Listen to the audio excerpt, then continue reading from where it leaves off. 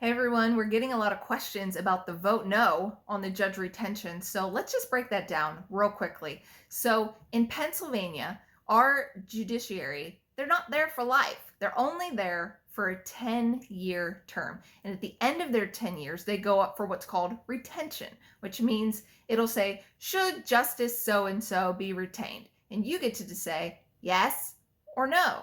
And only once in Pennsylvania history has a statewide justice not been retained. We always just retain them. So I think with all the judicial activism that we've seen from the bench in recent history, that I think the time is ripe. I think we're ready to finally say no.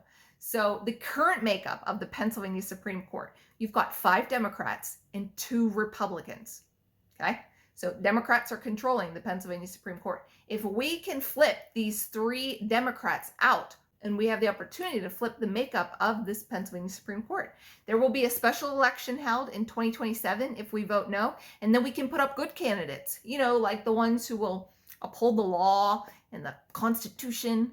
Wouldn't that be fabulous? So this is huge. Not only do you have the opportunity to vote no on these 3 Democrat Supreme Court justices, you also get to vote no on other justices. So there's one on the Superior Court, there's one on the Commonwealth Court, and there's one on our Court of Common Pleas. So you can vote no the whole way down. They're all Democrats. You can vote no 6 times, and I encourage you to do that.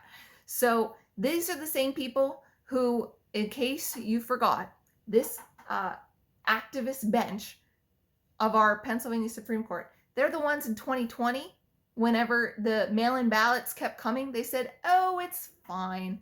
3 days after the election, no problem. We'll keep counting them mail-in ballots. They're also the same people that whenever the COVID lockdowns were happening, they rubber stamped that and it crushed our small businesses.